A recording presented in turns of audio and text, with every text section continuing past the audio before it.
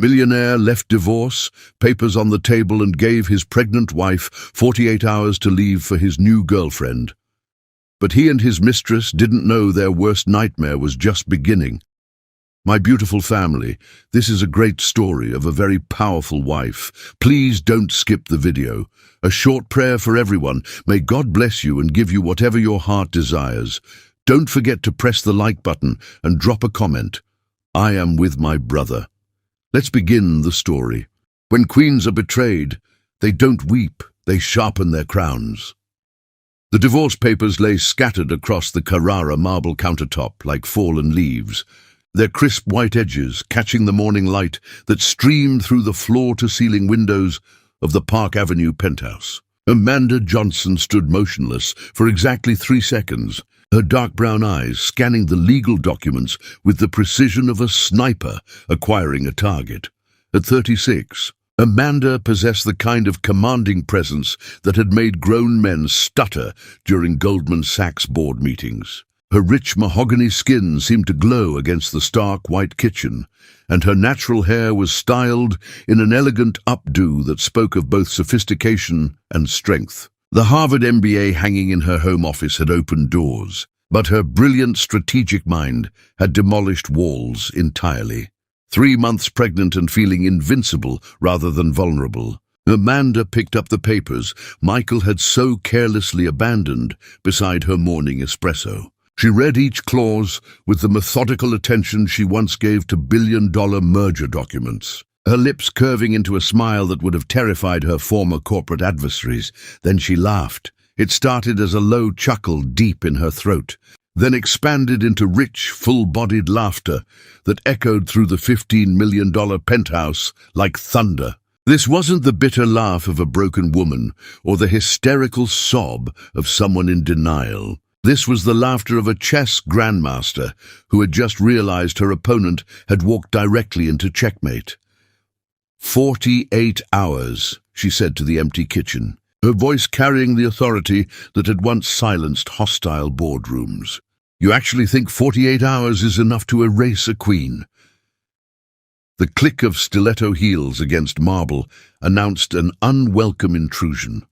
Jessica Miller emerged from the master bedroom wearing Amanda's La Perla silk robe, her bottle blonde hair deliberately tousled in what she probably considered seductive. At 27, Jessica embodied the kind of manufactured beauty that attracted weak men, artificially enhanced features, strategically applied makeup, and the hollow confidence of someone who had never faced genuine adversity. "Good morning, Amanda," Jessica purred, clearly anticipating tears or rage. Her voice carried the saccharine sweetness of artificial sugar. "I hope there won't be any unpleasantness about this." Amanda turned with predatory grace, her movements fluid and controlled. The morning sickness that had plagued her for weeks seemed to have evaporated, replaced by crystal-clear focus that sharpened every sense. "Unpleasantness," she repeated, setting the papers down with deliberate precision. "Darling, you've just handed me the greatest gift of my professional career."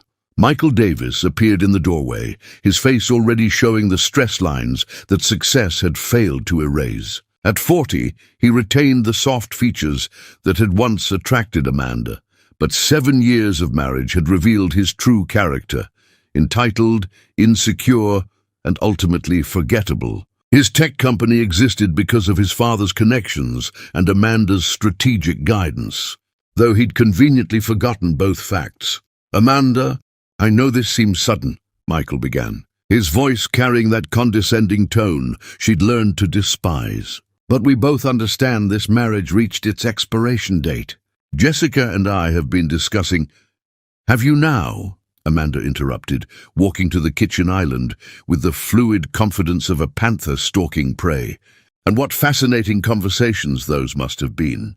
Did you share the Peterson account details? The Morrison merger strategies? Or perhaps you discussed my private medical information with your little protégé here?"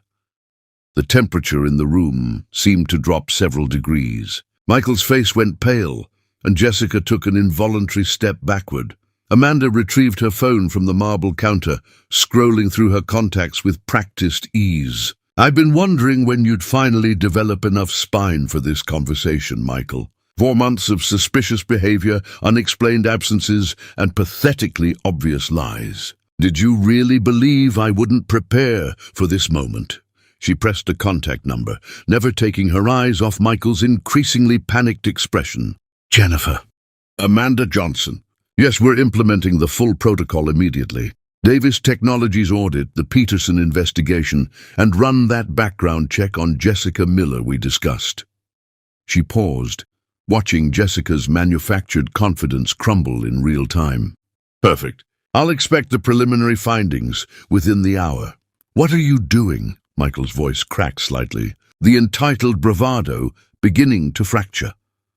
Amanda ended the call and smiled, the same smile that had once convinced Fortune 500 CEOs to liquidate entire divisions based on her recommendations. "I'm doing what I've always done, Michael. I'm thinking 3 moves ahead while you're still trying to understand the rules of the game." She opened her laptop, fingers moving across the keyboard with surgical precision. The screen filled with documents, financial records, and email chains that made Michael step backward involuntarily. Years of meticulous documentation that painted a detailed picture of fraud, tax evasion, and systematic investor manipulation. "You see, while you were planning your midlife crisis with Miss Miller here, I was preparing for every possible contingency." Amanda's tone remained conversational, professional. "Jennifer Matthews is Manhattan's most feared divorce attorney. She's also my former Harvard roommate and the woman who secured that 9-figure settlement in the Morrison case last year. You remember that case, don't you? 3 executives facing federal charges, complete asset forfeiture, and permanent industry blacklisting." Jessica grabbed Michael's arm, her earlier smugness replaced by genuine terror. "Michael, what is she talking about?" "She's talking about the systematic destruction of everything you think you've stolen," Amanda replied before Michael could speak. She turned the laptop screen toward them, displaying financial records that made Michael's breathing become shallow and rapid. Bank records showing diverted funds, email chains discussing investor fraud, recorded phone conversations where you admit to securities violations, and my personal favorite, the Peterson account documents that prove you've been using insider information for stock manipulation. The silence that followed was deafening. Outside, Manhattan pulsed with morning energy, but inside the penthouse, time seemed suspended. "The prenup," Michael began weakly, "becomes void in cases of criminal fraud," Amanda finished, closing the laptop with a soft click. "But this isn't about money, Michael. This is about respect. This is about ensuring that my daughter grows up understanding that her mother is not a woman who gets discarded quietly." Her hand moved instinctively to her stomach, where new life grew. A child who would be raised by a warrior, not a victim. Amanda walked to the floor-to-ceiling windows, her silhouette framed against the Manhattan skyline she had helped shape through years of strategic consulting. The city belonged to people like her, people who planned, who anticipated, who understood that true power wasn't inherited or given, but earned through intelligence and preparation. "Here's what happens next," she said, turning back to face them with the authority of someone accustomed to commanding rooms full of powerful men. "You've graciously given me 48 hours to vacate these premises. I'm going to use every single one of those hours to dismantle the illusion that you matter in this city."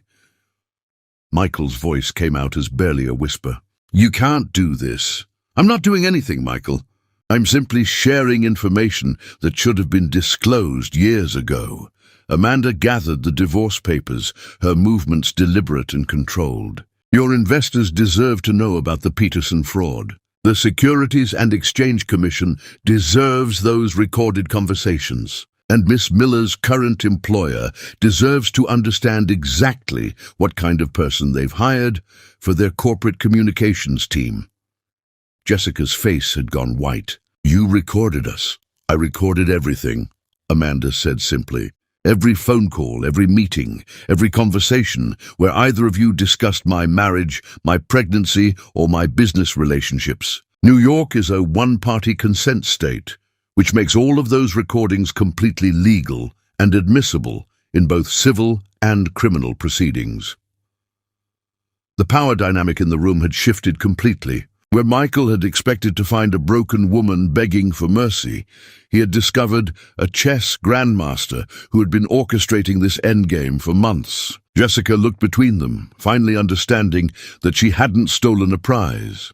She had inherited a catastrophe. Amanda walked toward her home office, her heels clicking against the marble with the rhythm of a countdown timer. "I'll be out of here by Friday evening, exactly as requested." "But Michael," she paused in the doorway, her smile containing enough ice to freeze the Hudson River. "When you wake up Monday morning, you're going to discover that underestimating me was the most expensive mistake of your pathetic life."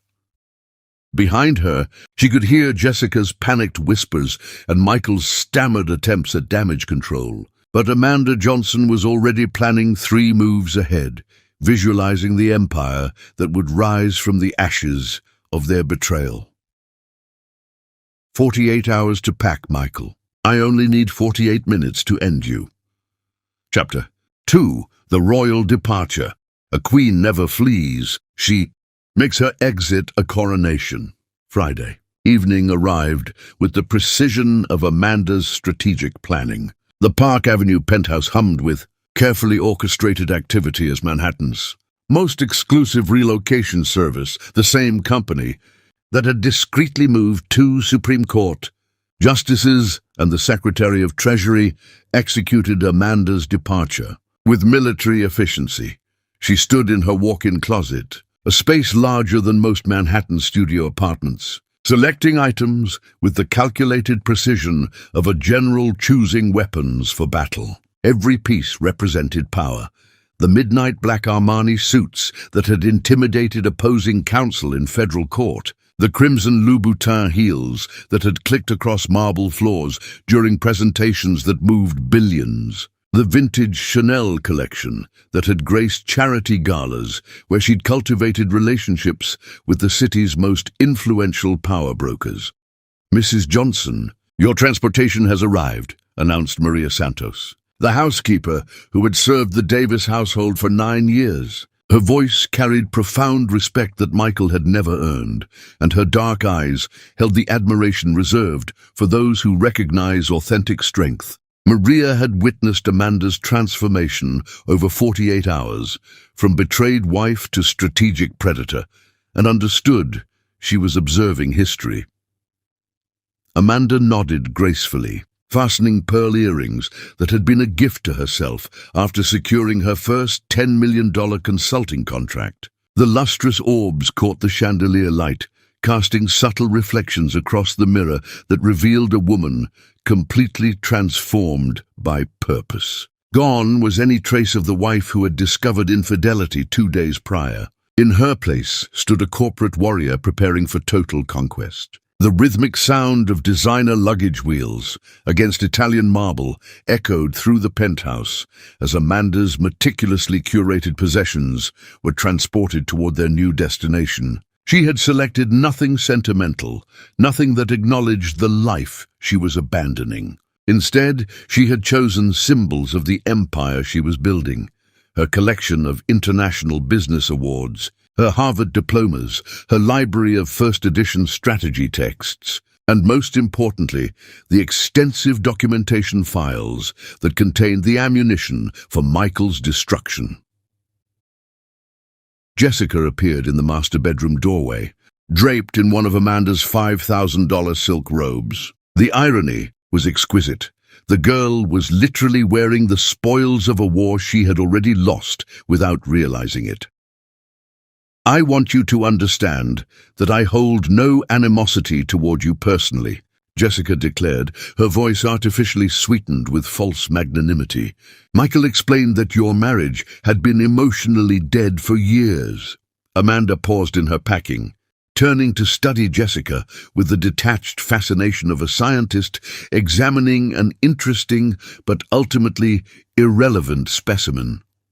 "Animosity," she repeated, the word rolling off her tongue like she was tasting something foreign and distasteful. "My dear child, animosity requires acknowledgement of equal status. You're simply collateral damage in a much larger strategic operation." She returned to folding a platinum-grey blazer that had been tailored specifically for her by a designer who clothed European royalty. "Tell me, Jessica, what exactly did Michael promise you?" "The penthouse, the Hampton estate, perhaps a prominent position in his company." Amanda's smile was arctic in its beauty. "Because in approximately 72 hours, none of those assets will exist in any form you'd recognize."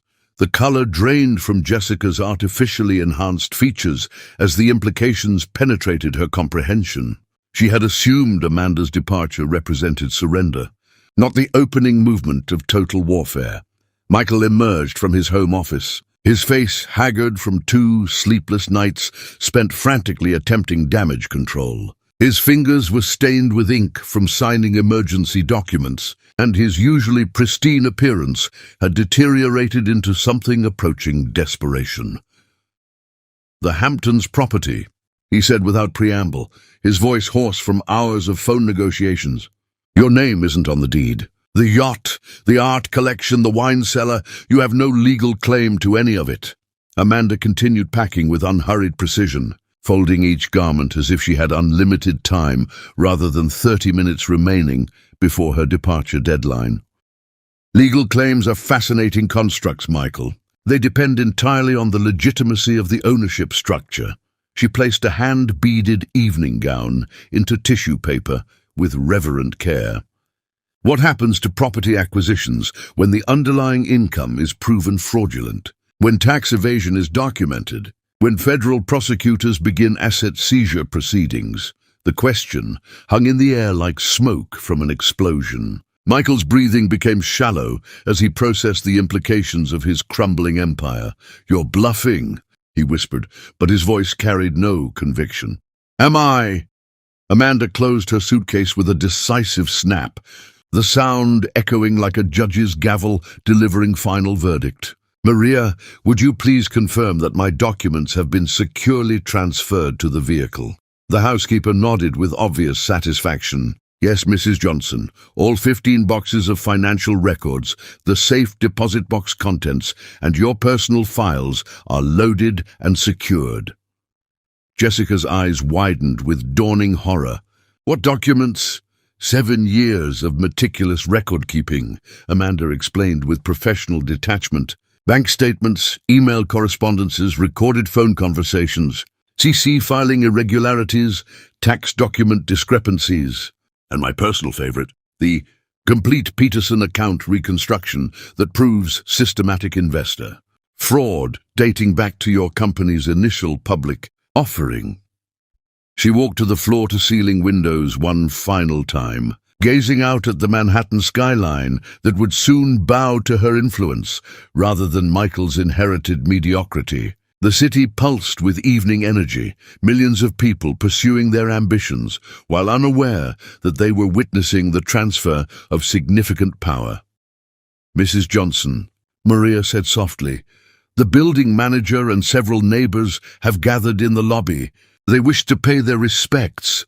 Amanda's smile transformed from arctic to genuinely warm, the first authentic emotion she had displayed in 48 hours. "How thoughtful. I shall greet them before departing." She turned to Michael and Jessica, who stood frozen like deer sensing an approaching predator. "I want to express gratitude for this experience. You've provided me with the perfect motivation to demonstrate what happens when people mistake temporary inconvenience for permanent defeat." Amanda glided toward the penthouse entrance, her heels clicking against marble with the rhythm of a countdown timer reaching 0. Behind her she heard Jessica's panicked whisper, "Michael, what have we done?"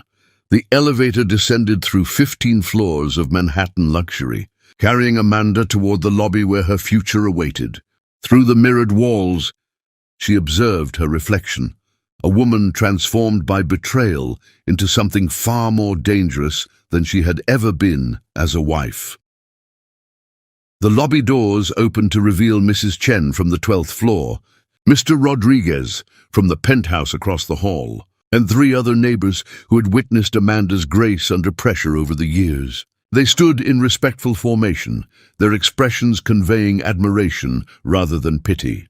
Mrs. Johnson, Mrs. Chen said formally, "We wanted you to know that your dignity throughout this difficult situation has been an inspiration to all of us." Amanda inclined her head graciously, accepting their tribute with queenly composure. "Your support means more than you realize. Change can be intimidating, but it also creates opportunities for those brave enough to seize them." Mr. Rodriguez stepped forward, his voice carrying quiet intensity. "If there's anything you need, references, connections, business introductions, please don't hesitate to contact any of us." "Thank you," Amanda replied with genuine warmth. "I suspect our paths will cross again under more favorable circumstances." She walked through the building's marble lobby toward the street, where her black Bentley waited like a royal carriage.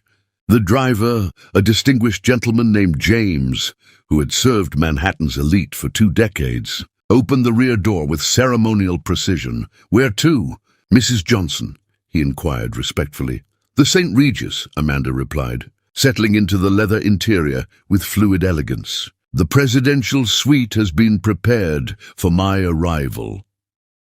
As the Bentley pulled away from the building that had housed her former life, Amanda permitted herself one glance backward at the penthouse windows. Michael and Jessica were visible as small figures pressed against the glass, watching her departure with expressions of mounting dread.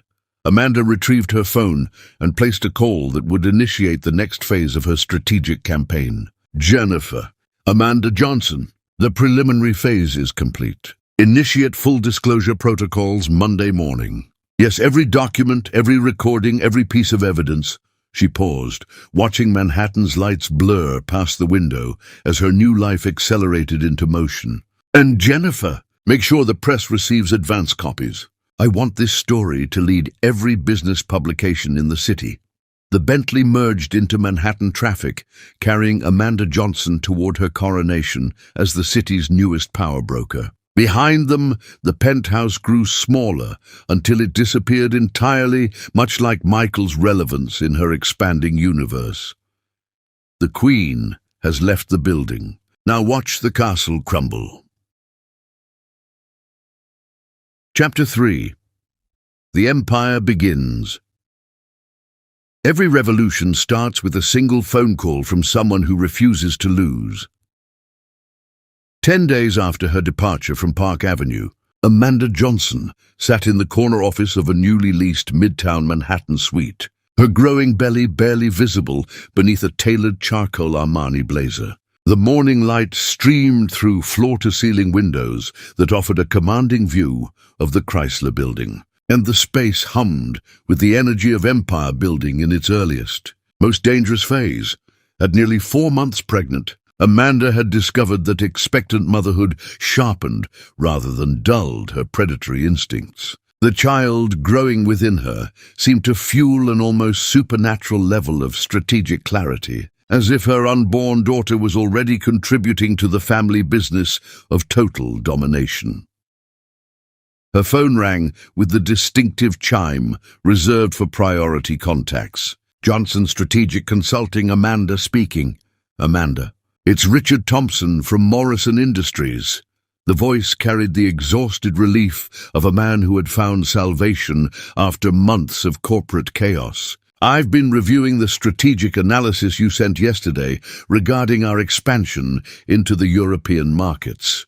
It's absolutely brilliant, exactly the kind of innovative thinking we've been missing," Amanda smiled, making notes on the legal pad that already contained the names of 17 Fortune 500 companies she intended to acquire as clients within 60 days. "I'm pleased you found it valuable, Richard. When would you like to schedule our implementation meeting?" "As soon as possible. I'm terminating our contract with Davis Technologies immediately. Their recent strategic recommendations have been not just inadequate, but actively harmful to our quarterly projections. Thompson's voice carried the bitter tone of someone who had discovered they'd been paying premium rates for amateur advice. Can you handle a complete corporate restructuring project worth approximately $50 million in implementation costs? Amanda's pen stopped moving as she processed the magnitude of what she'd just accomplished. Morrison Industries had been Michael's largest client for 3 years, representing nearly 40% of his company's annual revenue. In a single phone call, she had just delivered a devastating blow to his financial foundation. "Richard, I would be honored to guide Morrison through this transition," she replied with professional composure that concealed her inner triumph. "I'll have my team prepare a comprehensive proposal by tomorrow morning." After ending the call, Amanda allowed herself exactly 30 seconds of pure satisfaction before placing the next strategic phone call. Her fingers moved across the screen with practiced efficiency, selecting another name from her carefully cultivated network of Manhattan's most powerful executives. Charles Morrison. "Amanda Johnson, I hope you received the market analysis I sent regarding your pharmaceutical division's expansion opportunities." She paused, listening to his enthusiastic response. "Excellent. I'm calling to inform you that I'm now accepting select clients for my new strategic consulting firm. Would you be interested in discussing an exclusive advisory relationship?" Within 15 minutes, Amanda had secured Morrison Pharmaceuticals as her second major client, representing another $30 million in annual consulting fees. More importantly, she had just claimed Michael's second largest account, leaving his company hemorrhaging revenue at a rate that would force bankruptcy within 6 months. Her assistant, Rebecca Martinez, a Harvard MBA graduate Amanda had poached from Goldman Sachs, appeared in the doorway, carrying a thick folder of documents. "Mrs. Johnson, the background reports you requested have arrived. Also, Jennifer Matthews is holding on line 3. Thank you, Rebecca. Please schedule client meetings for Morrison Industries and Morrison Pharmaceuticals for tomorrow morning and afternoon, respectively. Then contact the Peterson Group and inform them that I'm prepared to discuss their infrastructure project." Amanda gestured toward the chair across from her desk. "And please sit down. I want your analysis of the Davis Technologies financial projections." Rebecca settled into the leather chair, opening the folder with the efficient movements of someone accustomed to handling sensitive corporate intelligence. "The numbers are devastating, Mrs. Johnson. With the Morrison accounts terminated, Davis Technologies has lost 67% of their annual revenue base. Their operating expenses exceed income by approximately $4 million monthly. Unless they secure major new contracts immediately, they'll face insolvency by spring." Amanda nodded with satisfaction. "What about their other client relationships? Surprisingly vulnerable. Most of their remaining contracts were secured through your strategic recommendations during your marriage. Without your expertise, they're delivering substandard results that have clients questioning their competence." Rebecca flipped through several pages of financial analysis. "The Peterson Group has already begun inquiries about alternative consulting options." "Perfect." Amanda pressed the button connecting her to Jennifer Matthews. "Jennifer, what delightful news do you have for me?" "Amanda, the SEC investigation is proceeding faster than anticipated. They've requested additional documentation regarding the Peterson account irregularities, and the FBI has begun preliminary inquiries into the tax evasion allegations." Jennifer's voice carried the satisfaction of a lawyer who had built an unassailable case. "Michael's legal team is scrambling to arrange plea negotiations, but frankly, the evidence is overwhelming." Amanda felt the child in her womb shift slightly, as if responding to the energy of victory. "What about the divorce proceedings?" "We'll file the amended petition Monday morning. Given the criminal fraud evidence, the prenuptial agreement is completely void. You're entitled to 50% of all marital assets, plus damages for emotional distress and corporate theft. I estimate the settlement will exceed 20 million, not including the value of intellectual property you developed during the marriage. Excellent. However, Jennifer, I want you to understand that money is secondary to impact. I want Michael's reputation destroyed so completely that he'll never work in this industry again. Consider it accomplished. The Wall Street Journal received the exclusive story this morning. They're planning a front-page expose for Wednesday's edition titled "The Fall of Davis Technologies: How Corporate Fraud Destroyed a Marriage and an Empire." After concluding the call, Amanda stood and walked to her windows, observing the Manhattan skyline that was rapidly becoming her domain rather than Michael's inherited playground. The city pulsed with afternoon energy, millions of ambitious people pursuing their dreams while unknowingly witnessing the rise of a new corporate dynasty. Rebecca cleared her throat respectfully. "Mrs. Johnson, there's one more item requiring your attention. Jessica Miller contacted our office this morning, requesting a private meeting." Amanda turned from the window, her expression shifting from satisfaction to amused curiosity. How fascinating. What reason did she provide? She claims to have information that might be mutually beneficial regarding Michael's business practices. Apparently, she's reconsidering her romantic choices now that his financial situation has deteriorated. "Schedule the meeting for tomorrow at 4. Amanda decided after a moment's consideration. "I'm curious to observe how quickly loyalty evaporates when survival becomes questionable." Her phone buzzed with an incoming text message from an unknown number. The words made her smile with predatory satisfaction. "Amanda, this is Michael. We need to talk. Please call me immediately. Everything can be worked out if we discuss this reasonably." Amanda showed the message to Rebecca, who read it with obvious amusement. "Should I prepare a response?"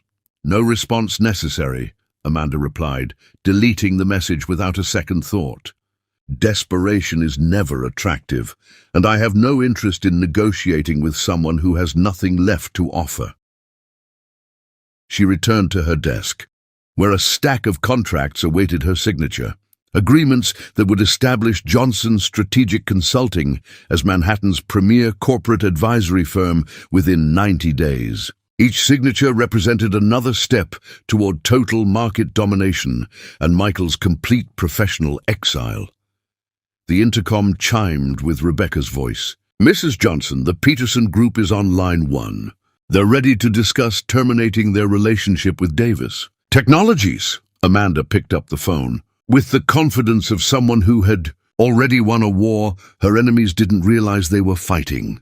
"Peterson Group, this is Amanda Johnson. I understand you're interested in discussing strategic alternatives for your infrastructure development project." As she began outlining the comprehensive consultation package that would represent another devastating blow to Michael's crumbling empire, Amanda felt her daughter respond to the energy of conquest with a gentle kick that seemed to say, "Well done, mother. Now show them what true power looks like." The afternoon sun cast golden light across her new domain, illuminating the contracts and client files that represented the foundation of an empire built not on inheritance or privilege, but on intelligence, strategy, and the absolute refusal to accept defeat. They said I couldn't build an empire while pregnant. Watch me build 2. Chapter 4. The Public Stage. The most dangerous woman in the room is the one who smiles while she destroys. You. The Metropolitan Museum of Art's Temple of Dender glowed with golden light as Manhattan's elite gathered for the annual Winter Charity Gala. The kind of exclusive event where billion-dollar deals were negotiated between champagne toasts and where social hierarchies were established with the precision of military campaigns. Amanda Johnson arrived precisely at 8:30, fashionably late enough to ensure maximum impact, but early enough to demonstrate she operated by her own schedule rather than social convention. At 4 months pregnant, Amanda had never looked more magnificent. Her custom Valentino gown, a masterpiece of midnight blue silk that cost more than most people's annual salaries, had been tailored to accommodate her changing figure while accentuating her natural elegance. The subtle curve of her belly was visible but not prominent, suggesting strength and fertility rather than vulnerability. Her jewelry was minimal but devastating. Platinum and diamond earrings that caught the museum lighting like captured stars, and her wedding ring conspicuously absent from her left hand. Mrs. Johnson greeted Harrison Mills, the oil executive whose company Amanda had restructured the previous year, saving him approximately $200 million in projected losses. "You look absolutely radiant this evening." Amanda smiled with the genuine warmth she reserved for those who had proven their intelligence and loyalty. "Harrison, thank you. I trust the Venezuelan expansion is proceeding according to our projections." "Better than projected, actually. Your strategic modifications increased our efficiency by 37%. Mills gestured toward the crowded reception area, where Manhattan's power elite mingled beneath ancient Egyptian artifacts. "I've been sharing your success story with several colleagues tonight. 3 Fortune 500 CEOs have specifically requested introductions." "How thoughtful," Amanda replied, accepting a glass of sparkling water from a passing server. "I'm always interested in connecting with visionary leaders who understand the value of strategic innovation." The crowd seemed to part naturally as Amanda moved through the reception, conversations pausing momentarily as heads turned in her direction. The Wall Street Journal article published the previous week had transformed her from Michael, Davis's ex-wife, into Manhattan's most sought-after strategic consultant, and the business world was taking notice. Amanda called Victoria Sterling, the pharmaceutical heiress whose family foundation was hosting the evening's event. "I was hoping you'd attend tonight. There are several people I'm absolutely dying to introduce you to." As Victoria guided her toward a cluster of distinguished guests, Amanda became aware of a disturbance near the museum's main entrance. Michael Davis had arrived with Jessica Miller, both dressed as if attending a costume party themed around desperate social climbing.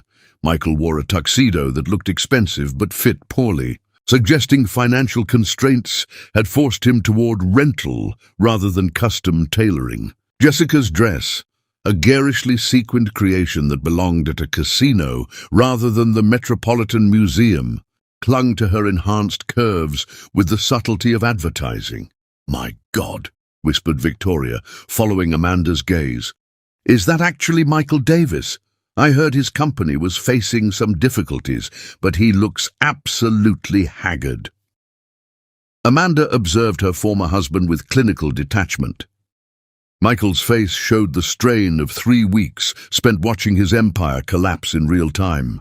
Dark circles beneath his eyes, premature aging around his mouth, and the nervous energy of someone perpetually on the verge of panic. Jessica clung to his arm with increasing desperation, clearly aware that she had tied her social aspirations to a sinking vessel. "Ladies and gentlemen," announced the evening's master of ceremonies, "please join us in the main hall for tonight's presentation and auction." The crowd moved collectively toward the museum's grand staircase, a migration of Manhattan's most powerful individuals seeking entertainment and tax-deductible charitable giving. Amanda found herself naturally positioned near the front of the procession, her presence commanding respect from people who controlled billions in assets and influenced global markets. The main hall had been transformed into an elegant auction venue, with carefully arranged seating that reflected the city's social hierarchy. Amanda was escorted to a prime table near the front, surrounded by pharmaceutical executives, real estate moguls, and technology innovators who represented the future of American capitalism. Michael and Jessica were seated toward the back of the room, their isolation so complete it might have been orchestrated by a social pariah coordinator. Amanda could see them attempting to engage neighboring tables in conversation, their efforts met with polite disinterest that bordered on contempt. "Before we begin tonight's auction," announced Victoria Sterling from the podium, "I want to recognize someone who has become an inspiration to many of us in the business community. Amanda Johnson, whose strategic consulting firm has revolutionized corporate efficiency for numerous Fortune 500 companies, and who has demonstrated that personal adversity can become professional triumph." The applause began as scattered acknowledgement but quickly grew into sustained appreciation that echoed through the museum's marble halls. Amanda rose gracefully, acknowledging the recognition with the poise of someone accustomed to public acclaim. She had not expected this moment, but she embraced it with the natural confidence of a born leader. "Mrs. Johnson," Victoria continued, "would you share a few words about the importance of supporting organizations that empower women in business?" Amanda walked to the podium with fluid elegance, her hand moving instinctively to her belly in a gesture that was both maternal and powerful. The room fell completely silent, 700 of Manhattan's most influential people waiting for her words. "Thank you, Victoria, and thank you all for your generous support of tonight's cause," Amanda began, her voice carrying the authority that had once silenced hostile corporate boards. "As many of you know, the past month has been a period of significant transition in my life. I've learned that true strength isn't measured by our ability to avoid adversity, but by our capacity to transform challenges into opportunities." She paused, allowing her gaze to sweep across the audience until it settled briefly on Michael and Jessica's table. "I'm often asked about the secret to successful strategic consulting. The answer is simple. Never underestimate your opponent's weaknesses and never overestimate their strengths. The most devastating mistakes in business occur when people confuse temporary advantages with permanent power." The silence was profound, broken only by the subtle sounds of expensive jewelry shifting as the audience leaned forward to absorb every word. This foundation supports women who refuse to accept limitations imposed by others' expectations. Tonight, I'm announcing that Johnson Strategic Consulting will be establishing a $10 million scholarship fund for women pursuing advanced business degrees. Because the future belongs to those brave enough to build it, rather than those content to inherit it.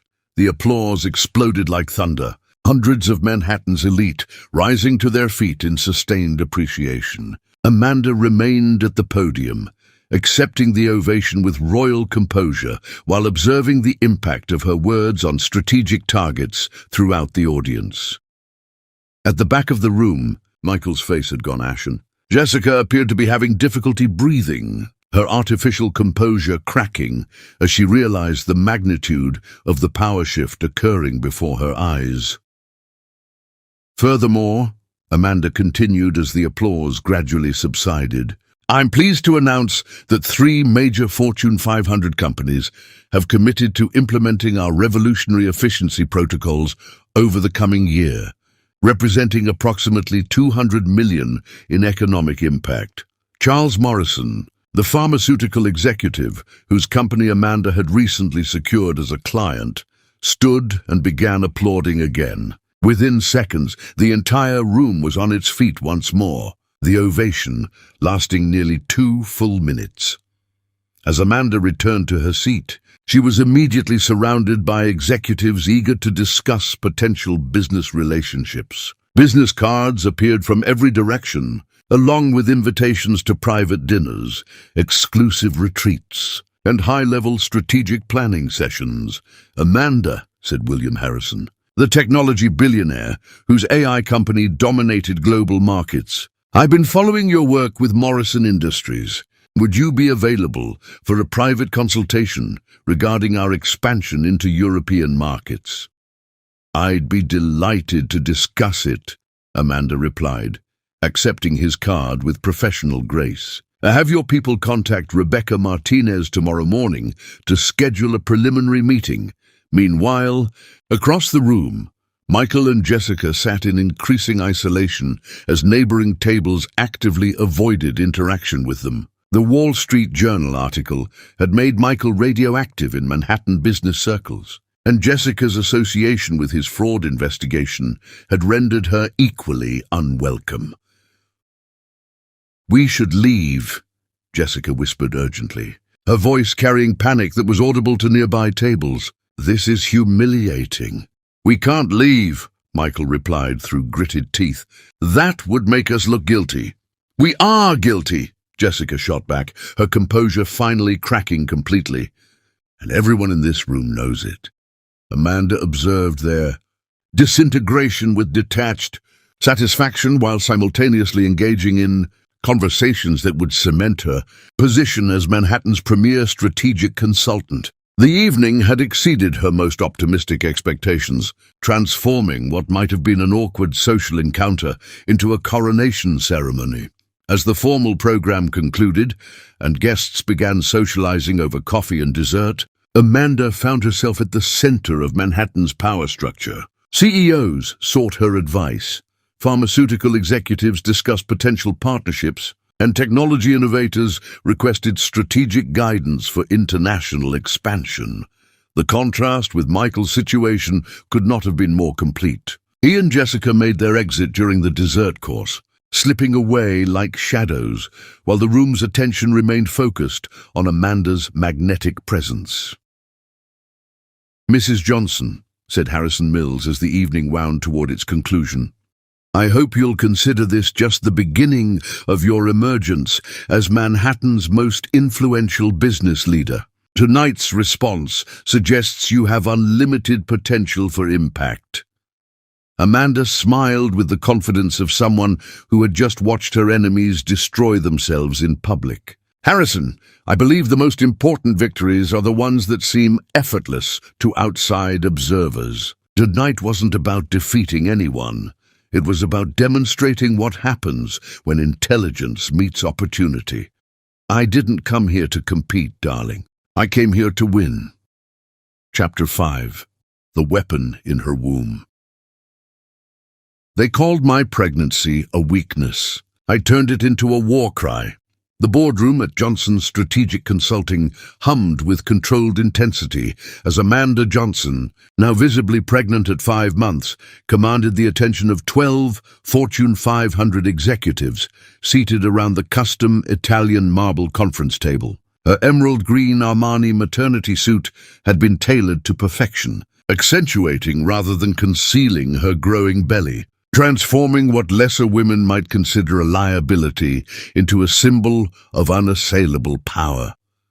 "Gentlemen," Amanda said, her voice carrying the authority that had made grown men restructure billion-dollar corporations based on her recommendations. "The Peterson Infrastructure Project represents the largest municipal development opportunity in New York's history. The consulting firm that secures this contract will establish dominance in urban planning for the next decade."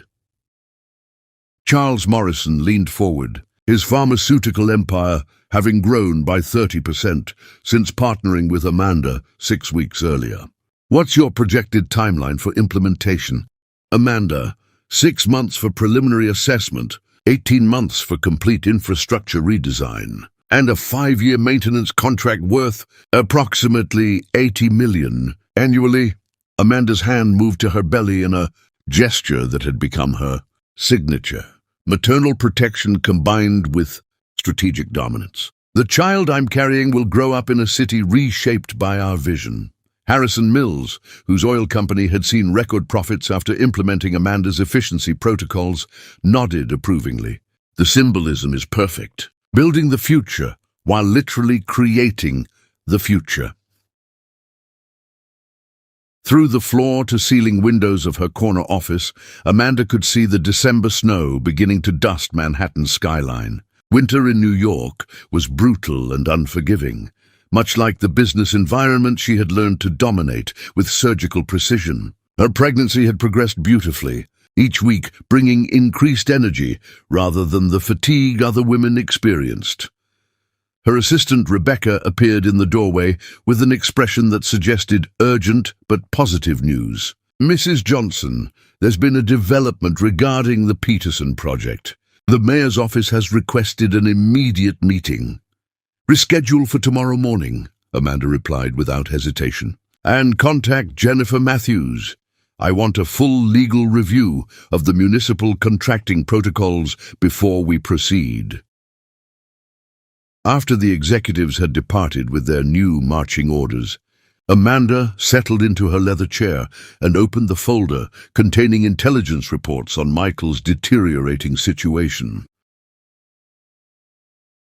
The photographs were devastating, Michael looking haggard outside unemployment offices, Jessica working as a hostess at a midtown restaurant, both of them living in a studio apartment in Queens that cost less per month than Amanda's daily consulting fees. Her phone buzzed with an incoming call from an unknown number. Amanda's instincts told her to ignore it, but curiosity won. Johnson Strategic Consulting. Amanda, please don't hang up. This is Jessica. The voice was barely recognizable. Gone was the artificial confidence, replaced by genuine desperation. I need to speak with you. It's about Michael, about things you need to know. Miss Miller, Amanda replied with professional detachment, I believe we have nothing to discuss. You're wrong. Michael has been planning something that involves your pregnancy, your business, everything. Jessica's voice cracked with exhaustion. Please just give me 10 minutes. I have information that could protect you. Amanda considered the request with tactical precision. Information was currency in Manhattan's business world, and even desperate sources could provide valuable intelligence. Tomorrow at 3 o'clock, my office. Come alone, and come prepared to provide substantive information. That evening, Amanda attended the Manhattan Business Women's Association annual dinner, where she had been invited as the keynote speaker. The Waldorf Astoria's grand ballroom glowed with crystal. Chandeliers as 500 of the city's most successful professional women gathered to celebrate achievements and plan strategic initiatives for the coming year. Ladies, Amanda began from the podium, her pregnancy clearly visible in the elegant spotlight. I stand before you tonight as living proof that our greatest challenges can become our most powerful weapons. 5 months ago, I discovered that the man I had trusted with my heart and my business insights had chosen betrayal over loyalty. The audience leaned forward collectively, captivated by Amanda's magnetic presence and the raw honesty of her words. I was pregnant, abandoned, and publicly humiliated. Traditional wisdom suggested I should retreat, recover quietly, and rebuild slowly. Amanda's smile was radiant with triumph. Instead, I chose to demonstrate that pregnant women don't withdraw from battle. We bring reinforcements. The applause began as scattered appreciation, but quickly crescendoed into thunderous approval that lasted nearly 2 full minutes. Amanda stood gracefully, her hand resting on her belly in a gesture that conveyed both vulnerability and strength. This child represents more than my personal future. She represents the next generation of women who will refuse to accept limitations imposed by others' expectations. My pregnancy hasn't slowed my business expansion. It has accelerated it. My clients don't see weakness when they look at me. They see someone so confident in her abilities that she's willing to build an empire while building a family. The standing ovation was immediate and sustained. 500 successful women acknowledging Amanda as their undisputed champion. In the audience, reporters from the Wall Street Journal, Forbes, and Fortune magazine scribbled notes frantically, recognizing they were witnessing the emergence of a genuine business icon. Furthermore, Amanda continued as the applause subsided, I'm announcing tonight that Johnson Strategic Consulting has been selected as the primary contractor for the Peterson Infrastructure Project. This $80 million initiative will reshape Manhattan's development patterns for the next decade. The room erupted again, this time with the energy of women celebrating not just Amanda's success, but the victory of every professional woman who had ever been underestimated because of her gender or personal circumstances. Later that evening, as Amanda's car transported her through Manhattan's glittering streets. She reflected on the magnitude of her transformation. 6 months earlier, she had been Michael Davis's wife, respected but secondary. Tonight, she was Amanda Johnson, Manhattan's most influential strategic consultant, carrying the next generation of female leadership in her womb. Her phone rang with Rebecca's number. "Mrs. Johnson, I apologize for calling so late, but there's been an incident. Michael Davis was arrested this evening outside the Waldorf Astoria. Apparently, he was attempting to gain access to the business dinner, claiming he needed to speak with you urgently about important matters regarding your pregnancy." Amanda felt a surge of protective energy, her maternal instincts combining with her strategic mind to create something far more dangerous than Michael could have anticipated. Was he alone? Yes, ma'am. Jessica Miller wasn't with him. The police report indicates he was intoxicated and making incoherent statements about legal rights and paternity issues. Contact Jennifer Matthews immediately. I want a full restraining order filed by tomorrow morning. And Rebecca, begin compiling documentation for a harassment lawsuit. If Michael Davis wants to make my pregnancy a legal issue, I'll demonstrate why that's the most expensive mistake he could possibly make. The next morning, Amanda met with Jessica Miller in her office conference room, observing with clinical interest as the woman who had once seemed so confident now appeared broken by the reality of her choices. Jessica's designer wardrobe had been replaced by department store clothing, and her perfectly maintained appearance showed signs of financial strain. "Thank you for seeing me," Jessica began, her voice lacking any trace of her former arrogance. "I know you have every reason to hate me." "I don't hate you," Amanda replied with complete honesty. "Hatred requires emotional investment, and you simply don't warrant that level of attention." Jessica flinched at the dismissal but continued. "Michael has been obsessing over your pregnancy. He believes the child might be his, and he's been talking to lawyers about paternity rights, custody claims, anything he can use to force you back into his life." Amanda's expression didn't change, but internally she felt the child respond to her surge of protective fury with a strong kick that seemed to say, "Show them what we're made of." "Mother, how fascinating," Amanda said calmly. "Does Michael understand that paternity requires conception during our marriage, and that medical records clearly establish the timeline of my pregnancy? He's not thinking rationally. The bankruptcy, the criminal charges, losing everything. He's desperate enough to try anything." Jessica leaned forward desperately. "I'm telling you this because I realize now that I destroyed my life for someone who was never worth it. Michael Davis is not the man either of us thought he was." Amanda stood and walked to her windows, observing the Manhattan skyline that increasingly reflected her influence rather than Michael's fading relevance. "Miss Miller, I appreciate the information. However, you seem to misunderstand something fundamental about my situation." She turned back to face Jessica, her pregnancy radiating power rather than vulnerability. "I'm not afraid of Michael's desperation. I welcome it. Every foolish move he makes provides additional ammunition for the complete destruction of his reputation and the permanent protection of my family." Jessica's face showed dawning comprehension of Amanda's absolute confidence. "You want him to challenge you legally." "I want him to try everything in his pathetic arsenal," Amanda confirmed with serene certainty. "Because when the dust settles, everyone will understand that Amanda Johnson doesn't just win battles. She eliminates threats so completely they never recover. This child isn't just my daughter, she's my dynasty." In Chapter 6, the mistress cracks the other. Woman always discovers she was never the main character. The studio apartment in Queens felt like a prison cell compared to the Park Avenue penthouse Jessica Miller had briefly called home. January wind rattled the single window while she sat on the threadbare couch, watching Amanda Johnson's interview on Bloomberg television with a mixture of fascination and growing horror. On the screen, Amanda radiated confidence and authority, her 6-month pregnancy adding regal gravitas to her already commanding presence.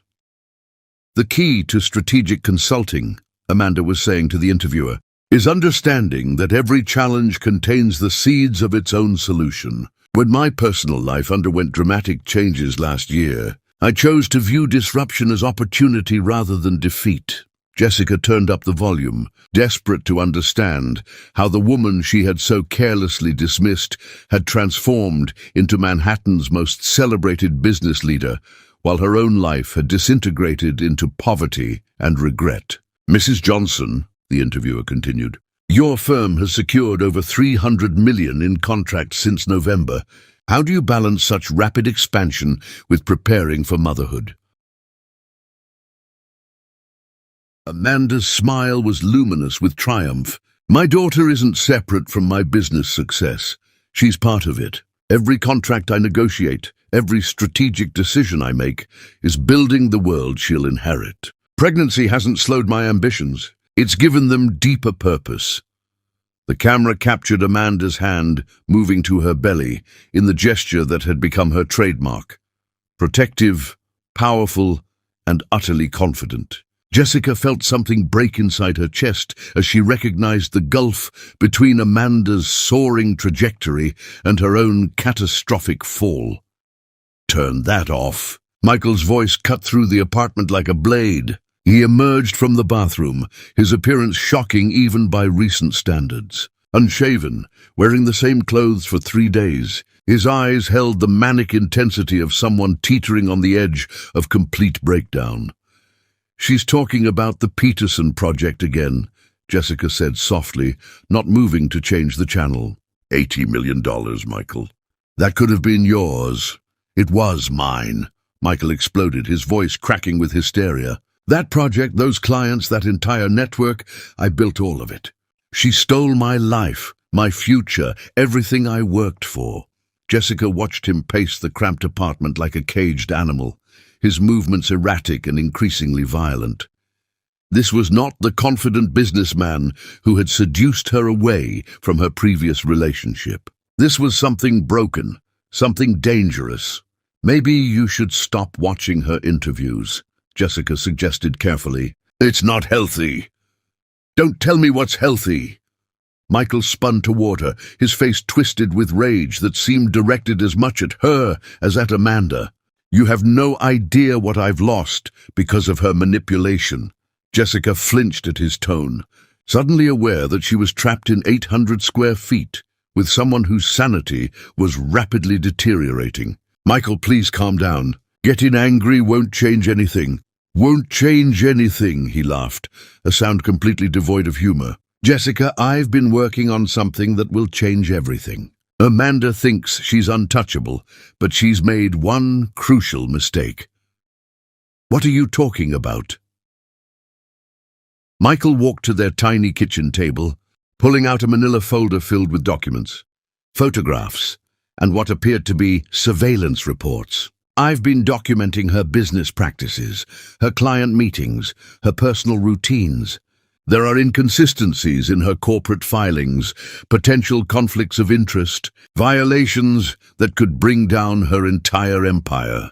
Jessica felt cold dread spreading through her stomach as she realized the extent of Michael's obsession.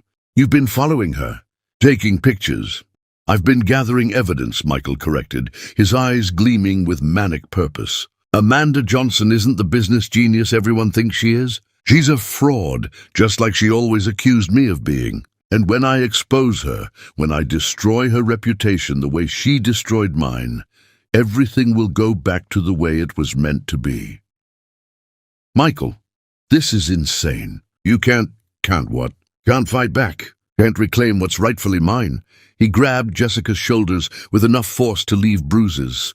"That child she's carrying could be mine, Jessica. The timeline is suspicious, and if I can prove paternity, I can claim custody rights, force her into negotiations, make her understand that she can't simply erase me from existence." Jessica stared at him in horror, finally understanding the depth of his delusion. Michael wasn't just financially bankrupt, he was mentally unhinged, driven by obsession to construct fantasies that had no basis in reality.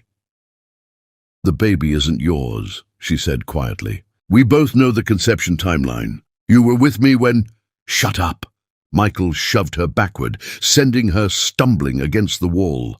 "You don't know anything.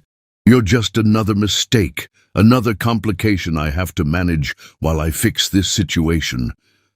The words hit Jessica like physical blows, stripping away the last vestiges of her self-deception. She had destroyed her career, her reputation, and her future for a man who viewed her as disposable, a temporary distraction, while he remained obsessed with the wife he had betrayed.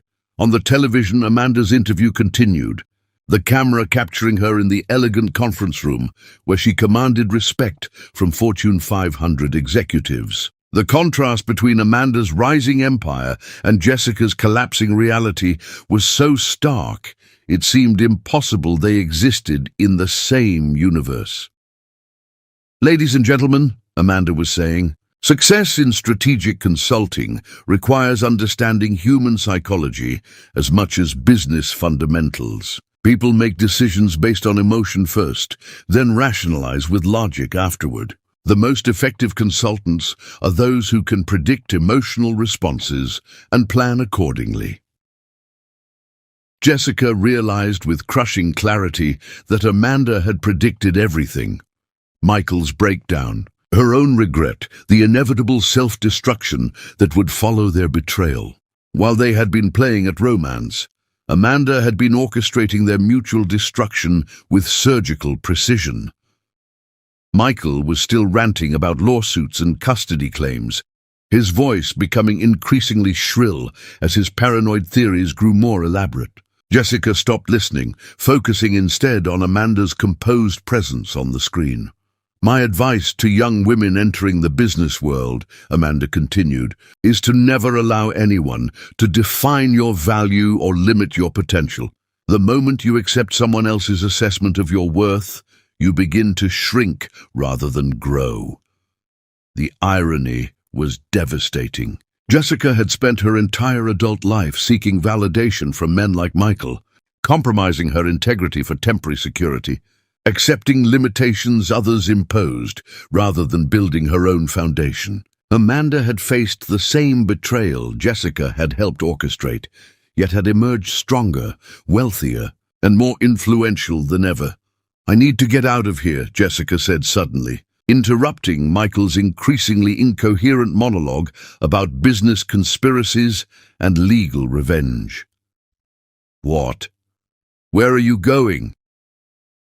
Michael's paranoia immediately shifted focus. "You can't leave now. I need you here while I execute this plan." "What plan, Michael?" "Stalking your pregnant ex-wife, taking photographs like some deranged private investigator, filing frivolous lawsuits that no lawyer will touch." Jessica gathered her coat and purse with movements that felt like escape velocity. "This isn't a plan, it's a mental breakdown. You can't abandon me too." Michael's voice cracked with desperation. "Everyone's abandoning me, but I thought you understood what we were fighting for." Jessica paused at the apartment door, looking back at the man who had cost her everything worth having. "Michael, we're not fighting for anything. You're fighting against reality, and I'm finally done pretending your delusions make sense. If you leave, you'll have nothing. No job, no money, no future." "I already have nothing," Jessica replied with brutal honesty. "The difference is, now I know it's my own fault rather than someone else's conspiracy." She walked out into the January cold, leaving Michael screaming threats and promises into the empty apartment. On the street, she pulled out her phone and looked up the contact information for Johnson's Strategic Consulting, wondering if there was any possibility of redemption for someone who had made every wrong choice at every crucial moment. The Bloomberg interview was concluding as she walked past an electronics store display. On dozen screens, Amanda Johnson smiled with serene confidence, her hand resting on her belly as she discussed building empires and raising the next generation of leaders. Jessica stopped walking, staring at the multiple images of the woman whose life she had tried to steal, finally understanding the magnitude of her miscalculation. She hadn't competed with Amanda Johnson. She had simply revealed her own irrelevance while Amanda conquered Manhattan. I thought I was stealing a king. I was just babysitting a coward. Chapter 7. The tables turn. Revenge is a dish best served with interest rates and hostile takeovers. The February snow fell steadily outside the floor-to-ceiling windows of Johnson Strategic Consulting, blanketing Manhattan in pristine white that reflected the morning sun like scattered diamonds. Amanda Johnson sat behind her custom mahogany desk, now 7 months pregnant and radiating the kind of maternal authority that had made her the most sought-after strategic consultant in North America. Her burgundy silk maternity dress, tailored by the same designer who clothed European royalty, accentuated both her pregnancy and her power with breathtaking elegance. The intercom chimed with Rebecca's voice. "Mrs. Johnson, security is reporting an unauthorized visitor in the lobby. Michael Davis is demanding to speak with you, claiming it's urgent business regarding bankruptcy proceedings." Amanda's hand moved instinctively to her belly, where her daughter responded to the mention of her biological father's name with a strong kick that seemed to say, "Handle this, Mother." At 7 months, the pregnancy had reached the stage where Amanda's maternal instincts had merged seamlessly with her business acumen, creating something far more formidable than either force alone. "Have security escort him to conference room B," Amanda decided after a moment's consideration. "Full documentation protocol, cameras, audio recording, and witness present. I want every word of this conversation preserved for legal purposes." 20 minutes later, Amanda entered the conference room to find Michael Davis slumped in a chair like a defeated general awaiting terms of surrender. 3 months of complete professional and personal collapse had aged him a decade. His hair had gone prematurely grey. His face showed the sunken features of someone who had lost significant weight, and his clothes hung loosely on his diminished frame like expensive fabric draped over a scarecrow. "Michael," Amanda said, settling into the chair across from him with fluid grace despite her advanced pregnancy. "I understand you wish to discuss business matters." "Amanda, please." His voice cracked with exhaustion and desperation. "I know you hate me. I know I destroyed everything good between us, but I'm drowning. The federal investigation, the asset seizures, the complete destruction of everything I built. I need your help." Amanda studied him with the detached curiosity of a scientist observing a particularly interesting specimen. "Help? How fascinating! What exactly do you imagine I could do to assist someone in your circumstances? You have influence now, connections I could never match. Your consulting firm has relationships with every major corporation in Manhattan. One word from you, one recommendation, could give me a chance to rebuild." Michael leaned forward desperately. "I'm not asking for forgiveness, just for an opportunity to survive." "Survive," Amanda repeated, tasting the word like fine wine. "An interesting choice of terminology. Tell me, Michael, what exactly are you surviving?" "The FBI investigation is nearly complete. They're preparing federal indictments for securities fraud, tax evasion, and investor manipulation. My lawyer says I'm looking at 7 to 10 years in federal prison unless I can demonstrate cooperation and restitution." Michael's voice dropped to a whisper. "Everything is gone, Amanda. The company, the assets, the reputation, there's nothing left." Amanda's expression remained serene as she processed the magnitude of Michael's destruction. Her strategic campaign had succeeded beyond even her most optimistic projections, systematically dismantling his empire while building her own into something unprecedented in Manhattan's business history. "And Jessica?" Amanda inquired with polite interest. "How is Miss Miller managing these challenging circumstances?" "Jessica left me 3 weeks ago. She said she couldn't watch me destroy myself with obsession and paranoia." Michael's laugh was bitter and broken. She was probably right. I've spent the last 3 months plotting ways to hurt you, to expose you, to somehow drag you down to my level. But you were always 3 moves ahead, weren't you? I was, Amanda confirmed with simple honesty. While you were planning betrayal, I was preparing for war. While you were celebrating your supposed victory, I was documenting your crimes. While you were assuming I would collapse quietly, I was building an empire that makes your former company look like a neighborhood lemonade stand. She stood and walked to the window, her pregnancy evident, but in no way diminishing her commanding presence. Manhattan stretched out below them, a city that now responded to her influence rather than his inherited mediocrity. You want to know the difference between us, Michael? I build things that last. You inherited things that crumble. Amanda turned back to face him, her dark eyes holding no trace of mercy.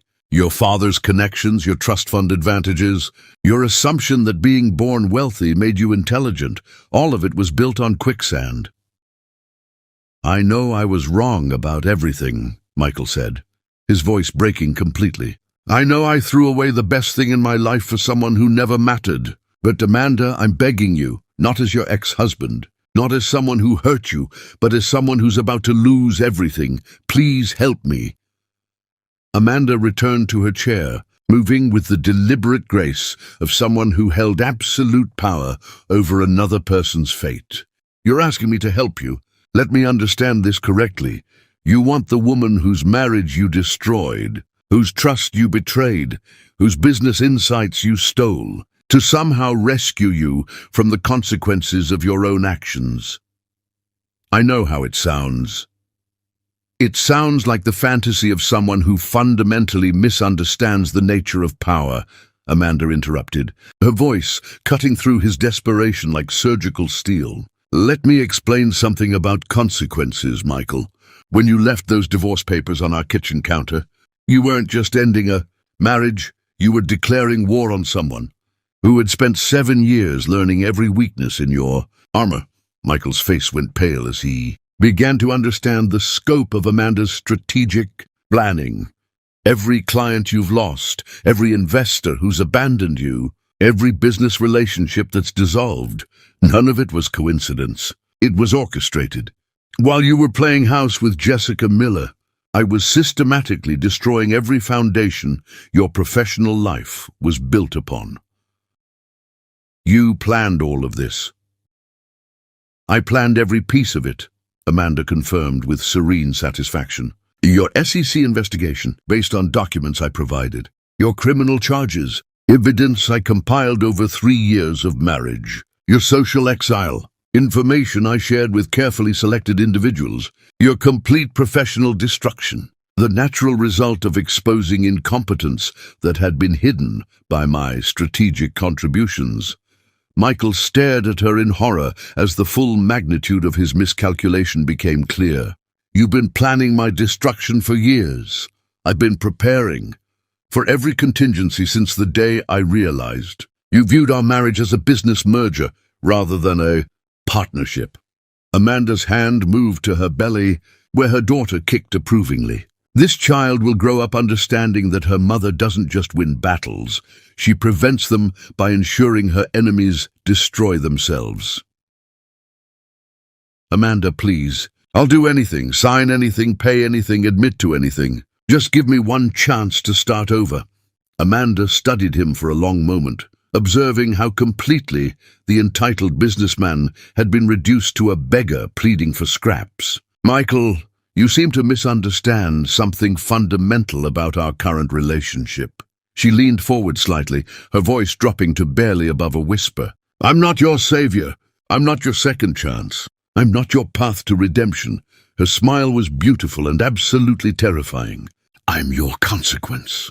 The silence that followed was complete, broken only by the sound of Manhattan traffic far below and Michael's increasingly labored breathing as the reality of his situation crystallized. There will be no help, no mercy, no opportunity for resurrection. You will face federal indictment, serve your sentence if convicted, and emerge as a felon with no prospects and no future. And while you're counting days in a cell, I'll be building the empire that my daughter will inherit, an empire built on the ashes of your stupidity." Michael's composure finally shattered completely. "You can't do this to me. We were married for 7 years. That has to count for something." "It does count for something," Amanda replied, standing to signal the end of their meeting. "It counts as 7 years of evidence regarding your character, your competence, and your complete unsuitability for success in any meaningful capacity." She walked to the door, her movements graceful despite her advancing pregnancy. "Security will escort you from the building. If you attempt to contact me again, my legal team will add harassment charges to your already impressive collection of federal indictments." "Amanda, wait. The baby, my rights as the father." Amanda paused in the doorway, her expression shifting to something that made Michael shrink back in his chair. "Michael, you have exactly 0 rights regarding my daughter. Genetically, legally, and morally, you are irrelevant to her existence. She will grow up knowing that her father was someone worthy of respect, not someone who confused inherited privilege with earned power." The conference room door closed behind her with finality, leaving Michael alone with the complete wreckage of his former life. Through the windows, Manhattan glittered with opportunity and possibility, none of which would ever again be available to him. Amanda returned to her office, where Rebecca was waiting with contracts representing another $100 million in strategic consulting agreements. The business world had responded to her pregnancy, not with discrimination, but with increased respect for someone powerful enough to build empires while building families. "I'm not your savior, Michael. I'm your reckoning." Chapter 8. The Birth of Power. Queens give birth to kingdoms. The private maternity suite at Mount Sinai, hospital's exclusive executive wing, resembled a luxury hotel more than a medical facility. With Italian marble floors, crystal chandeliers, and floor-to-ceiling windows offering panoramic views of Manhattan's skyline, Amanda Johnson, now in her final weeks of pregnancy and preparing for the culmination of both her pregnancy and her complete domination of New York's business elite, conducted her morning board meetings from the hospital's state-of-the-art conference room while her obstetrician monitored her condition with military precision. "The Henderson Industries acquisition is proceeding ahead of schedule," Rebecca Martinez reported, her iPad displaying financial projections that would have been fantasy just 8 months earlier. "They've agreed to our terms completely. $75 million for strategic restructuring, with Johnson Strategic maintaining operational control for the next 5 years. Amanda nodded approvingly, her hand resting on her belly where her daughter had grown strong and active, seemingly energized by her mother's expanding empire. At 39 weeks, the pregnancy had reached the stage where Amanda's maternal power had become legendary throughout Manhattan's business community. Executives spoke in hushed tones about the woman who could negotiate hostile takeovers between contractions and close multi-million-dollar deals while preparing for motherhood. "What's our current valuation?" Amanda asked, adjusting her position in the leather chair that had been specifically designed for pregnant executives by European craftsmen who understood that power, never took maternity leave. "Johnson Strategic Consulting is now valued at $400 million, Rebecca replied with barely contained excitement. "You've achieved unprecedented growth faster than any consulting firm in corporate history. The Wall Street Journal wants to do a cover story about your rise to become Manhattan's youngest self-made female business leader."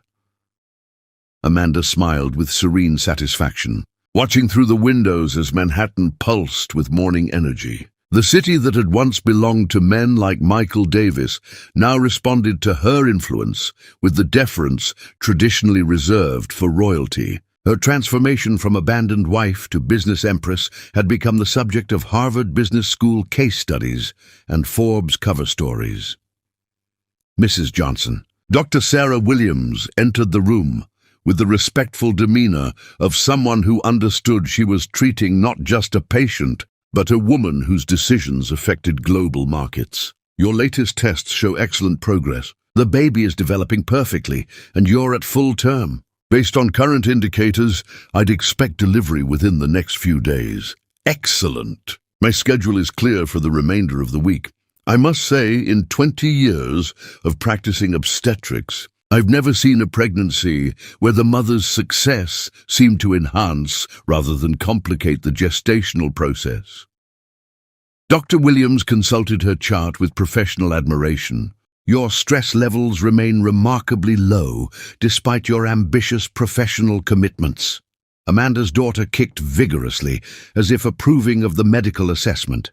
Throughout her pregnancy, Amanda had discovered that her unborn child responded to business victories with increased activity, as if they were already partners in the family enterprise of total domination. The conference room door opened to admit Jennifer Matthews, Amanda's attorney, carrying a thick folder of documents that suggested significant legal developments. Her expression combined professional satisfaction with personal admiration for Amanda's strategic brilliance. "Amanda, I have news that will interest you greatly," Jennifer announced, settling into the chair across from the conference table. "Michael Davis received his federal indictment yesterday. 7 counts of securities fraud, 4 counts of tax evasion, and conspiracy to commit investor fraud. If convicted, he's facing 7 to 10 years in federal prison." "How comprehensive was the asset forfeiture?" Amanda inquired with clinical interest. "Complete and permanent. The Hampton house, the art collection, the yacht, even his personal jewelry. The federal judge described it as one of the most thorough financial destruction orders she'd ever issued." Jennifer's smile held the satisfaction of an attorney who had built an absolutely unassailable case. "There's more. Jessica Miller was also indicted yesterday on related fraud charges. Her role in the corporate communications manipulation was more extensive than initially realized." Amanda felt her daughter respond to this news with a particularly energetic kick, as if celebrating the complete elimination of all threats to their dynasty. "What's her likely sentence?"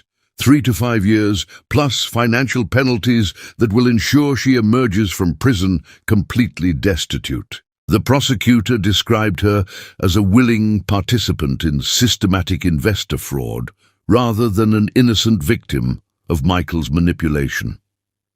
Rebecca looked up from her iPad with obvious delight. "Should I prepare a press release regarding these developments?" "No press release necessary," Amanda decided after a moment's consideration.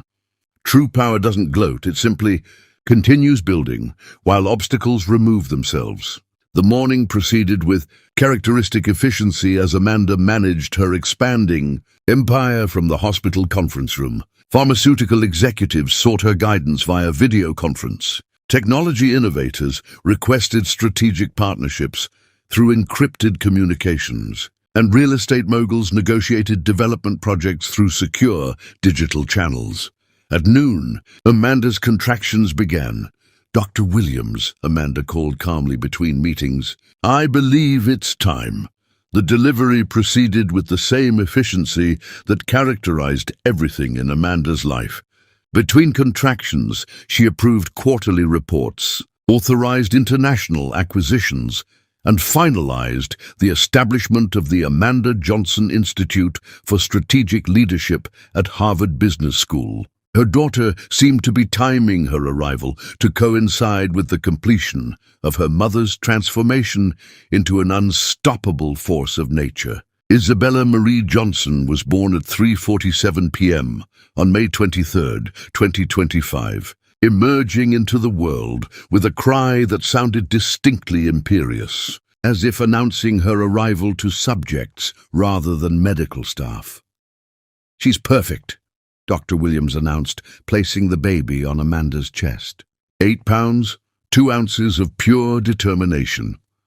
Amanda looked down at her daughter and felt a surge of protective love so powerful it seemed to shake the foundations of the hospital. This child would grow up in a world where her mother's name commanded respect from global leaders, where pregnant women were seen as more formidable rather than more fragile, where success was inherited through strategic brilliance rather than family connections. "Hello, Isabella," Amanda whispered, her voice soft with wonder. "Welcome to your kingdom." Within hours of Isabella's birth, news of the delivery had reached every major business publication in the world. The Wall Street Journal's headline read, "Power Never Takes Maternity Leave. Amanda Johnson gives birth to heir and $75 million. Contract on same day," Forbes announced. The Queen of Queens, Manhattan's most influential. Woman becomes mother while building empire? 3 weeks later, Amanda sat in her redesigned office suite, nursing Isabella, while simultaneously reviewing acquisition proposals that would expand her influence into biotechnology and sustainable energy. Motherhood had not slowed her professional momentum, it had accelerated it, as if having a successor to protect had unleashed reserves of ambition she hadn't known existed. "Mrs. Johnson," Rebecca announced from the doorway, "there's news about Michael Davis and Jessica Miller that you'll want to hear." Amanda looked up from Isabella, who had inherited her mother's alert intelligence and seemed to be studying the business documents scattered across the desk with precocious interest. "What developments?" "Both were convicted yesterday. Michael received the maximum sentence, 10 years federal prison, complete asset forfeiture, and permanent prohibition from serving in any executive capacity. Jessica received 4 years with no possibility of early release." Rebecca consulted her notes with professional satisfaction. "Neither will ever recover professional credibility or financial stability." Amanda felt Isabella stir in her arms, the infant's dark eyes seeming to focus with unusual intensity for someone barely 3 weeks old. "How appropriate. And the timing works perfectly for the Manhattan Business Summit." "The summit." Rebecca's eyes lit up with understanding. "Will you be attending?" "I'll be delivering the keynote address. It's being billed as the most significant gathering of global business leaders in a decade." Amanda looked down at Isabella, whose tiny hand had grabbed onto her mother's finger with surprising strength. "This will be Isabella's first public appearance at a major business event. I want her to understand from the earliest possible age what happens when people mistake temporary advantages for permanent power. I didn't just give birth to my daughter. I gave birth to your downfall." Chapter 9. The Reckoning. Approaches, the hunter becomes the hunted. When queens reclaim their thrones, the Manhattan Business Summit. Preparation had transformed Amanda's penthouse office into a strategic command center, rivaling any military operation. Charts displaying global market data lined the walls, while secure communication systems connected her to business networks spanning 6 continents. Amanda Johnson, now 2 months postpartum and more formidable than ever, nursed Isabella Marie Johnson while simultaneously coordinating what financial journalists were already calling the most anticipated business address in a decade. The Tokyo merger confirmation just arrived. Rebecca Martinez reported from her position beside Amanda's executive chair, coordinating the international expansion that had made Johnson Strategic Consulting the most sought-after firm in 3 countries. Honda Industries has agreed to our complete restructuring package, $125 million over 3 years. Amanda shifted Isabella to her shoulder, the 2-month-old infant seeming to absorb the energy of international deal-making with remarkable composure. Motherhood had not diminished Amanda's legendary focus, it had refined it, channeling her strategic brilliance through the fierce protectiveness that had made her untouchable in Manhattan's business circles. "Excellent. Contact the London office. I want the European expansion." Protocols finalized before the summit. Amanda's voice carried the calm authority of someone who had discovered that building Empires and raising future leaders were not competing demands, but complementary expressions of feminine power. Dr. Sarah Williams had cleared Amanda for full professional activity at 8 weeks postpartum, noting that her recovery had been medically unprecedented and attributing her remarkable resilience to what she termed purpose-driven maternal energy. Isabella had thrived from birth, as if inheriting her mother's supernatural capacity for success, along with her dark eyes and determined temperament. "Mrs. Johnson," Rebecca continued, consulting her tablet with the efficiency of someone managing a global enterprise, "the summit venue has been confirmed. 3,000 business leaders from 42 countries will be attending. Your keynote address is scheduled as the closing presentation. They want you to have the final word on the future of strategic consulting." Amanda smiled, feeling Isabella's tiny hand grasp her finger with the same determination that had characterized every Johnson family business victory. Perfect. In the media coverage, unprecedented. Wall Street Journal, Forbes, Fortune, Bloomberg, Financial Times, and Economist will all have exclusive access. CNN is planning live coverage, and CNBC wants to broadcast the entire speech internationally. Rebecca's voice carried barely contained excitement. They're calling it the coronation of a queen. The irony was not lost on Amanda. 9 months earlier, she had been dismissed with 48 hours' notice by a man who had mistaken inherited privilege for earned power. Today, she commanded global attention while nursing the daughter who would inherit an empire built on intelligence, strategy, and the absolute refusal to accept defeat. "Isabella seems particularly alert today," Amanda observed, looking down at her daughter, whose dark eyes appeared to be studying the market projections displayed across multiple screens. "I think she's ready for her debut on the world stage." The summit was scheduled for August 15th at the Jacob K. Javits Convention Center, where Amanda would address an audience that included every Fortune 500 CEO, every major pharmaceutical executive, and every technology innovator who mattered in the interconnected world of global capitalism. Her speech, titled "Building Empires: How Personal Crisis Becomes Professional Triumph," would chronicle her rise from abandoned wife to international business icon. "I want the presentation to demonstrate something that's never been shown before," Amanda instructed, bouncing Isabella gently as the baby gurgled contentedly. "A woman can simultaneously build the future and create the future. Isabella represents the next generation of leaders who will refuse to accept limitations imposed by others' expectations."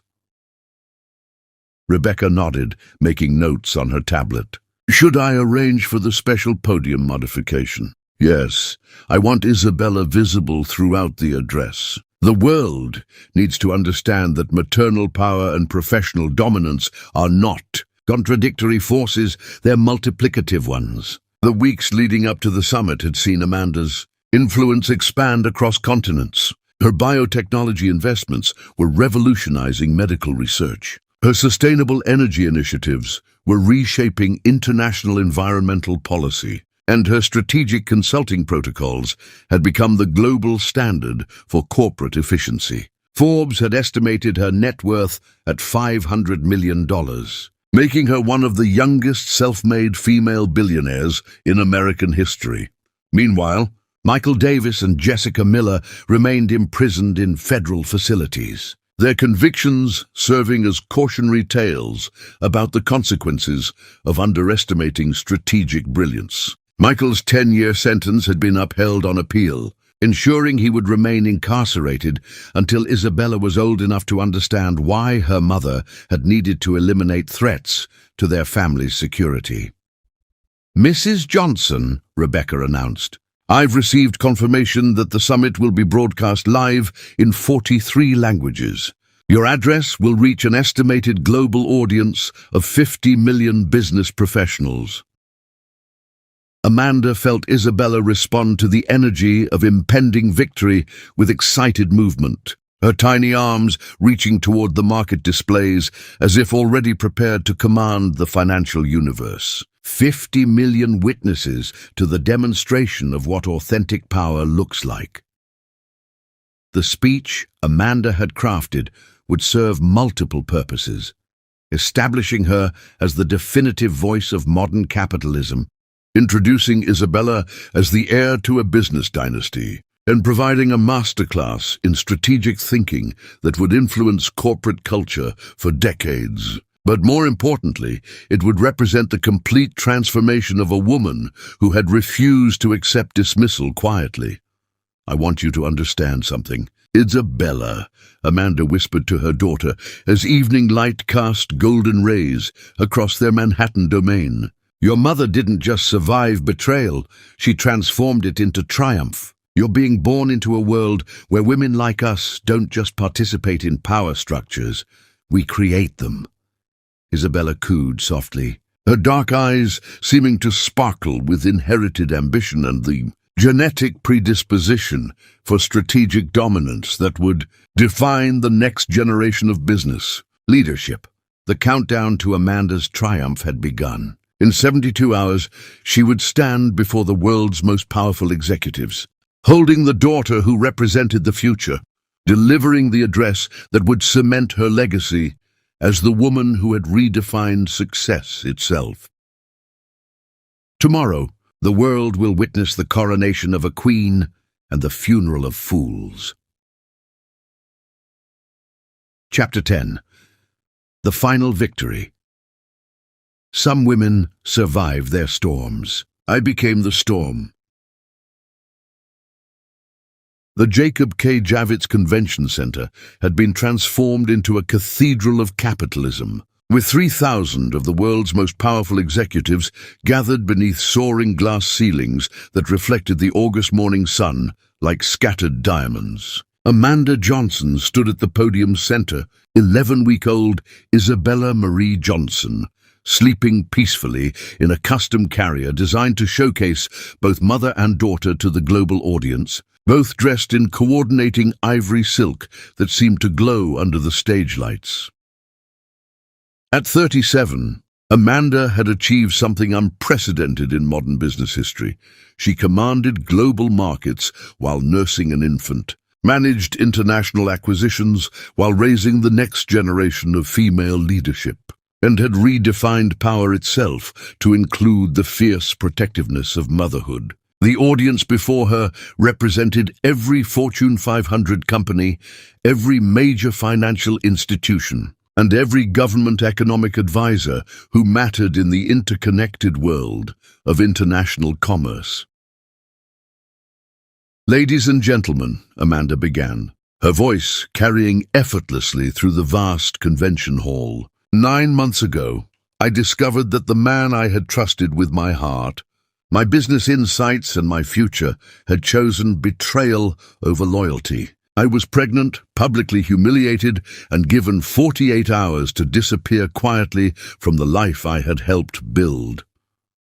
Isabella stirred slightly against her mother's chest, as if responding to her voice with the instinctive recognition that she was witnessing something historic. Amanda adjusted the carrier with practiced grace, demonstrating that maternal care and professional dominance were not competing forces, but complementary expressions of feminine power. Traditional wisdom suggested I should retreat, heal privately, and slowly rebuild my confidence. Instead, I chose to prove that pregnant women don't withdraw from battle. We bring reinforcements. Amanda's smile was radiant as she looked down at Isabella, whose dark eyes seemed unusually alert for an 11-week-old infant. "This is Isabella Marie Johnson, my daughter, and the next generation of leaders who will refuse to accept limitations imposed by others' expectations." The applause was immediate and thunderous. 3,000 business leaders, rising to their feet in acknowledgement of something they had never seen before, a woman who had transformed personal devastation into professional triumph while literally creating new life. The ovation continued for nearly 3 full minutes, with camera flashes capturing images that would grace the covers of every major business publication worldwide. Amanda walked across the stage with fluid confidence, Isabella secure in her carrier, while Amanda gestured toward presentation screens, displaying her company's meteoric growth. Johnson Strategic Consulting has secured over $500 million in international contracts this year. We've revolutionized corporate efficiency protocols on 3 continents, established the largest female leadership institute in academic history, and proven that pregnancy enhances rather than limits professional capacity. The audience leaned forward collectively, captivated by Amanda's magnetic presence and the revolutionary message she embodied. CEOs who controlled trillion-dollar markets were taking notes like business school students, recognizing they were witnessing the emergence of a new paradigm in corporate leadership. But true success isn't measured solely in financial terms, Amanda said, her tone becoming more intimate despite the vast audience. It's measured in the legacy we create for future generations. Isabella will grow up in a world where her mother's name opens doors that were once locked by traditional assumptions about women's roles and capabilities. Through the convention center's massive windows, the Manhattan skyline stretched toward the horizon, a city that now responded to Amanda's influence rather than the inherited mediocrity of men like Michael Davis, who sat in a federal prison cell, watching this triumph on a television monitor while finally understanding the magnitude of his miscalculation. I'm often asked about the secret to overcoming professional adversity, Amanda continued, her voice carrying the authority that had convinced Fortune 500 boards to restructure entire corporations. The answer is simple. Never confuse temporary setbacks with permanent defeats. The most devastating mistakes in business occur when people underestimate their opponent's capacity for strategic thinking. Isabella cooed softly, her tiny hand visible against her mother's silk blouse, the gesture captured by dozens of photographers and creating an image that would become iconic in business leadership circles. Today, I'm announcing that the Amanda Johnson Institute will be expanding to include campuses at Stanford, MIT, and Oxford University, with a combined endowment of $60 million dedicated to training the next generation of female business leaders. Amanda's voice resonated with conviction that seemed to shake the convention. Center's foundations. These institutions will teach what I've learned, that our greatest defeats can become our most powerful victories if we have the courage to transform pain into purpose, betrayal into motivation, and temporary setbacks into permanent advantages. The standing ovation was unlike anything the convention center had ever witnessed. 3,000 of the world's most powerful people, acknowledging the rise of a new empress who had redefined success itself. Amanda stood at the podium center, Isabella in her arms, accepting tribute from the business world with the composure of someone who had always known this moment was inevitable. In closing, I want to share something personal with you, Amanda said as the applause gradually subsided. 9 months ago, someone gave me 48 hours to disappear from their life. They believed the timeline was sufficient to erase my influence, diminish my worth, and reduce me to irrelevance. Her smile contained depths of satisfaction that could power Manhattan for a year. I used those 48 hours not to disappear, but to begin building something unforgettable. Isabella opened her eyes fully at that moment, her dark gaze seeming to survey the audience with precocious intelligence, as if already prepared to inherit the empire her mother had forged from betrayal and brilliance. The future belongs to builders, not inheritors. It belongs to strategists, not lucky recipients of privilege. And it belongs to women who understand that true power comes not from what we're given, but from what we refuse to accept. Amanda's final words carried the weight of absolute truth. Some women survive their storms. I became the storm. The final ovation transcended anything in the convention center's history. 3,000 global leaders acknowledging not just Amanda's triumph, but the emergence of a new era where success was defined by intelligence, determination, and the absolute refusal to accept defeat. Amanda remained at the podium, Isabella sleeping peacefully against her shoulder as delegates filed toward the exits, carrying the message that would reshape international business culture. The woman who had been given 48 hours to disappear had instead spent 9 months becoming unforgettable, building an empire that would influence global markets for decades while raising the daughter who would carry that legacy into the future. As the crowd dispersed and the cameras stopped rolling, Amanda looked down at Isabella, whose tiny fingers were wrapped around her mother's pearl necklace with determined strength. "Welcome to your inheritance, my darling," Amanda whispered. "A world where women like us don't just participate in power, we define it. They gave me 48 hours to disappear. I used them to become unforgettable." The end.